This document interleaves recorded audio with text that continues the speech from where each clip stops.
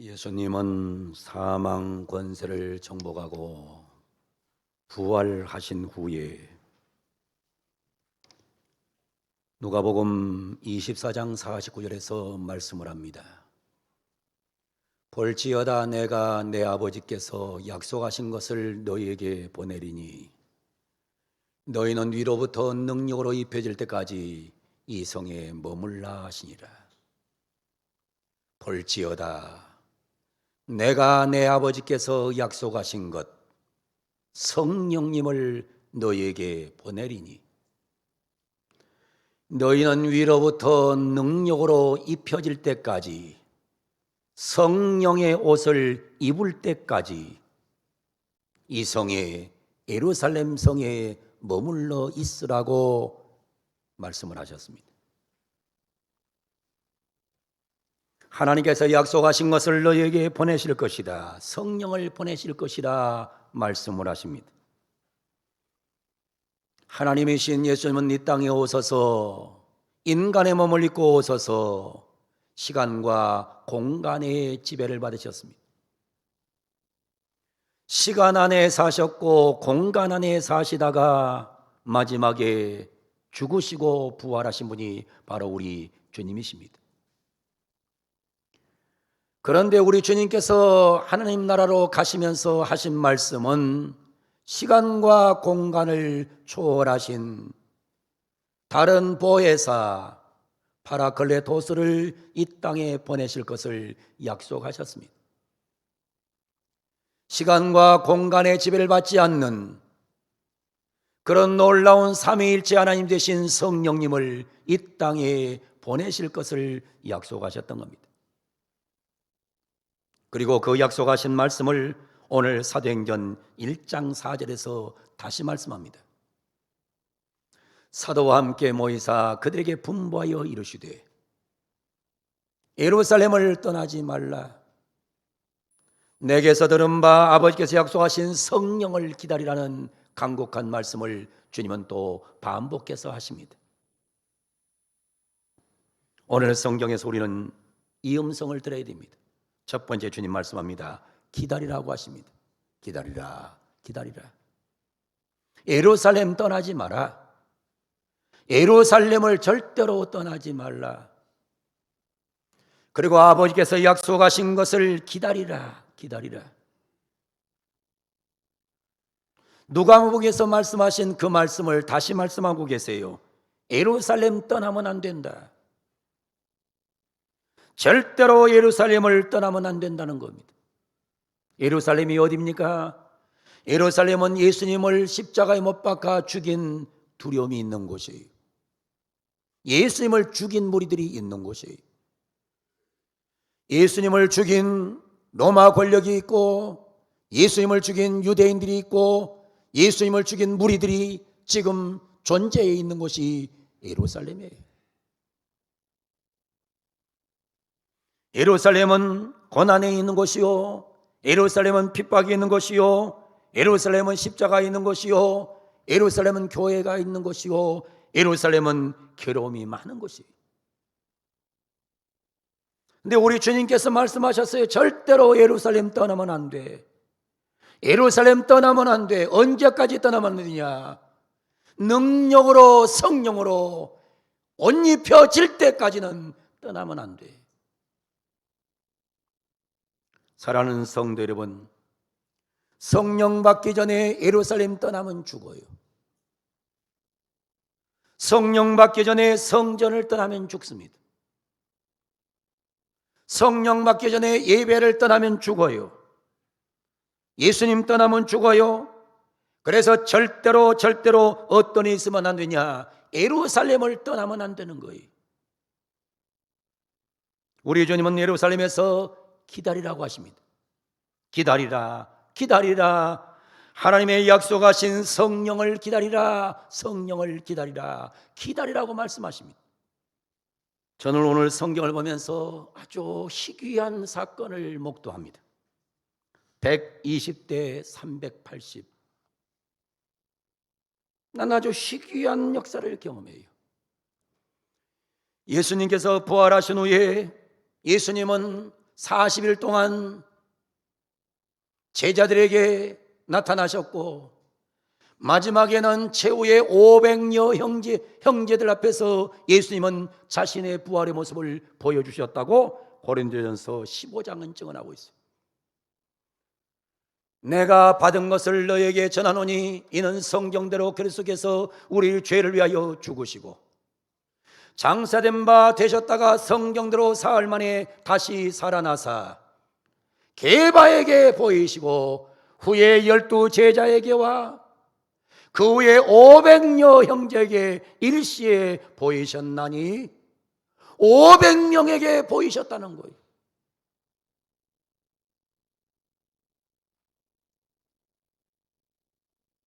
여러분, 이건 놀라운 사건입니다. 500여 형제에게 보이셨어요. 그런데 이 500명의 형제들은 감남원에서 예수님의 승천의 모습을 보고 있는 거예요. 이 사람들은 예수님의 부활의 모습을 보고서 얼마나 흥분했는지, 얼마나 놀랐는지, 얼마나 감동했는지 모릅니다. 특별히 예수님의 승천한 모습을 보고 더 놀라고, 더 감격하고, 더 흥분하고, 더 다짐을 했습니다. 500여 명의 사람들은 감람산에서 예수님의 부활의 모습을 목격한 다음에 뭐 하고 있느냐? 예루살렘 마가의 다락방으로 발길을 옮기고 있습니다. 경로를 보면 여러분, 감람산에서 최후의 만찬 다락방까지 거리는 먼 거리가 아니에요. 굉장히 가까운 거리임을 성경은 12절에서 말하고 있어요. 오늘 성경 12절 말씀 보시면 제자들이 감람원이라는 산으로부터 예루살렘에 돌아오니 이 산은 예루살렘에서 가까워 안식일에 가기 알맞은 길이라. 유대인들에게는 안식일법이 있어요. 안식일 날에는 반드시 뭐 해야 되느냐? 많이 움직이면 안 돼요. 안식일은 많이 움직이면 안 되는 날이에요. 안식일은 하나님을 예배하는 날이고 하나님을 섬기는 날이기 때문에 나를 위하여 많이 움직이면 안 되는 날이에요. 그래서 안식일 날은 얼마를 움직이냐? 안식일에 가기 알맞은 길, 율법으로 정해 있어요. 안식일법으로 정해 있는데 2000규빗 이상을 움직이면 안 돼요. 2000규빗 이상을 움직이면 안 돼. 2000규빗 이하를 움직여야 돼. 이게 안식일법이에요. 1규빗은 45cm예요. 그러면 2000 곱하기 45 하면 약 900m 돼요. 여러분, 예수님이 승천하신 감람원에서 예수님께서 마지막 만찬을 베풀었던 최후 만찬의 장소인 마가 다락방까지는 거리가 900m밖에 안 돼요. 근데 여러분, 저는 여기서 굉장히 의함을 느껴요. 엄청나게 의함을 느낀다고요. 감람산에서 예수님의 부활의 모습, 승천의 모습을 목격했던 자들이 무려 500명이었어요. 500명이었어요. 근데 오늘 성경 15절을 보세요. 오늘 15절 보면 모인 무리수가 약 120명입니다. 그런데 900m를 이동하는 중에 380명이 어디로 사라져버렸어요. 2000규빗도 안 되는 그곳을 움직이는 동안에 380명이 어디로 사라져버린 거예요. 여러분이 380명은 어디로 갔을까요? 어디로 갔을까요? 여러분, 380명은 어디로 사라졌을까요? 어디로 가버리고 마가다락방에는 120명만 남았을까요?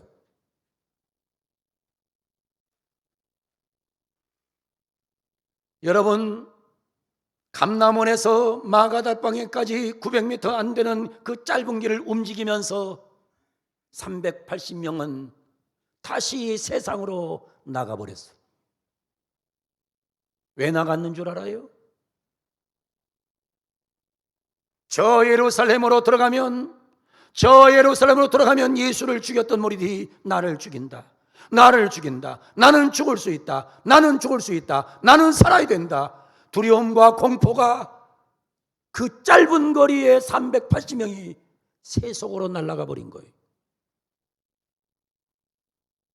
여러분 너무 의아하잖아요. 인간의 감동과 감격과 기쁨은 얼마 가지 않아요. 사람은 이런 거예요. 여러분 사람의 결심과 사람의 각오가 대단한 것 같지만은 사람의 각오와 사람의 결심은 이런 거예요. 감람산에서 막 환호하다 말고는 아차 예루살렘으로 떠나지 말라, 예루살렘으로 가자, 예루살렘으로 가자 그러니까는 그때부터 생각이 달라지는 거예요. 가면 죽는데. 그래서 인간의 두려움과 인간의 염려와 걱정은 마가의 달방으로 가지 않고 어디론가 사라져버렸어요. 여러분 인간의 가장 큰 문제는 두려움이에요. 여러분 이런 얘기 들어보셨습니까? 어떤 부부가 등산을 갔다 그러잖아요.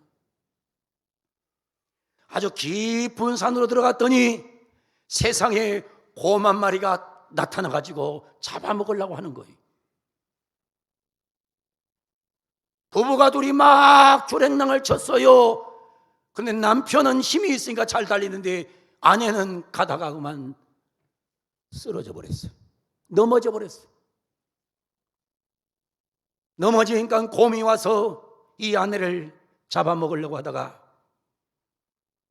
뱅뱅 도는 거예요. 이 여자를 뱅뱅 돌아요.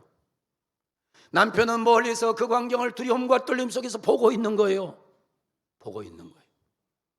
곰이 한참 돌더니 여자의 귀에다 대고 뭐라고 중얼중얼해요. 말을 하고는 곰이 이 여자를 안 잡아먹고 가버렸다는 거예요. 남편이 그때 막 쫓아와서 여보 괜찮아? 물리지 않았어? 어때? 그런데 아까 곰이 당신을 안 잡아먹더라. 근데 마지막에 곰이 당신 귀에다 대고 뭐라고 했는데 뭐라고 말을 했어? 그러니까 아내가 하는 말이 아까 그 곰이 내 귀에다 대고 한 말이 뭐냐면 위험할 때 아내 버리고 도망가는 놈하고 살지 말래. 여러분 그런 놈하고 살아서 되겠어요? 그래서 아내가 하는 말이 우리 그만 살자. 뭐 그런 얘기가 있었다고 그래.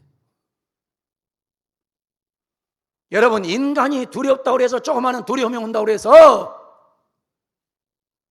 주님 말씀 내동댕이 쳐버리고 하나님 말씀 잊어버리고 내 마음대로 900m를 가지도 못해요. 2024년 시작한 지 한 달도 안 됐는데 첫날의 각오와 결심은 온데간데가 없어. 예배는 무너지고 기도는 무너지고 나 24전도 정말 예수 잘 믿어봐야지, 기도 좀 해야지, 나 예배 잘 드려야지. 여러분 900m도 안 됐는데 변질돼 버려.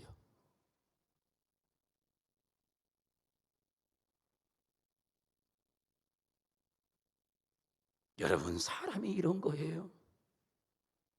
120대 380. 저는 이런 설교 제목을 지금 제가 정했어요. 120대 380. 약간의 비율을 보면 1대 3 비율이 나옵니다. 1대 3. 주님 말씀 듣고 순종하는 사람과 주님 말씀 듣고 불순종하는 사람은 1대 3. 설교 듣고 실천하는 사람과 실천하는 사람은 1대 3. 주님 믿고 끝까지 따라가는 사람과 버리는 사람 1대 3 정도의 비율이 나와요. 사랑하는 성도 여러분, 여러분들은 어디에 속해 있습니까? 여러분은 120명에 속해 있습니까? 아니면 여러분들은 380명에 속해 있습니까? 생명이 들어와서 생명을 지키려고 예수를 떠나갑니까? 예배당을 떠나갑니까? 나 먹고 살아야 돼, 먹고 살아야 돼. 예배가 중요하지 않아. 기도가 중요하지 않아. 나 세상에 할 일이 너무 많아. 할 일이 너무 많아. 이 속에 속한 380명입니까? 아니면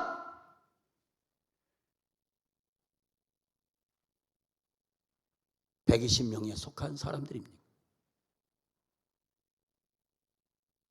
120명에 속한 사람들은 열흘 동안 먹지도 않았습니다. 마시지도 않았습니다. 집에 가본 적도 없습니다. 자식 생각하지도 않았습니다. 가족에게 매이지도 않았습니다. 직장에 매이지도 않았습니다. 열흘 동안 기도하다가 성령의 능력을 무조건 순종하다 받은 사람들입니다. 여러분, 우리는 과연 어디에 속한 사람입니까? 우리는 과연 120명에 속한 사람입니까? 380명에 속한 사람입니까? 저는 우리 사랑하는 모든 성도들이 120명의 부류에 속하는 그런 성도로 살아가는 2024년 되기를 축복합니다. 이들은 기도합니다. 오늘 성경 14절을 보세요. 여자들과 예수의 어머니 마리아와 예수의 아우들과 더불어 마음을 같이하여 오로지 기도에 힘쓰더라. 여러분, 마귀는 교회가 영적인 공동체가 되기를 원치 않아요. 인간적인 공동체가 되기를 원해요. 여러분 잘 들으세요. 어떤 사람은 교회에 와서 자꾸 정치를 해요. 정치, 썩은 정치를 한다고요. 인간 작당을 해요. 자기 머리 쓰고 자기 두뇌 쓰고 말장난하고 정치를 해요. 교회 와서. 여러분, 교회는 정치하는 장소가 아니에요. 교회는 영적인 공동체가 돼야 교회가 힘이 있지. 영적인 공동체가 되지 않고 인간들이 모여서 장난치면 교회는 힘이 없는 거예요. 저는 요즘 총회나 이런 데 나가면 제가 말을 많이 해요. 총회가 정치화되니까 교회가 타락한다. 망해가는 거예요.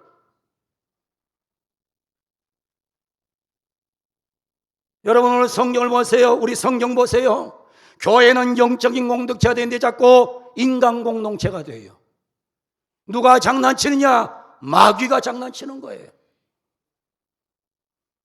여러분, 마귀는 말합니다. 열심히 모여라, 열심히 헌금해라, 최선을 다해라, 예배 잘 드려라, 봉사 잘해라. 그러나 한 가지 하지 마라, 기도하지 마라. 이게 마귀 장난이에요. 여러분, 교회는 영적인 공동체가 되어야 합니다. 교회가 다른 거 하면 안 됩니다. 오늘 성경 말씀 보세요. 이들은 어떻게 기도했습니까? 첫 번째, 더불어 기도했습니다. 더불어 기도했다고 성경은 말하고 있어요. 헬라어로는 soon, 영어로 with, 함께 기도한 거예요. 여러분, 혼자 기도하는 것보다는 함께 기도하는 것이 위력이 있는 거예요. 우리 사랑하는 성도들이 함께 모여서 인간적인 장난치고 인간적인 대화 나누고 인간적인 그런 거 하지 말고 모여서 함께 기도하는 그런 교회를 만들어 가서야 돼요. 두 번째는 마음을 같이하여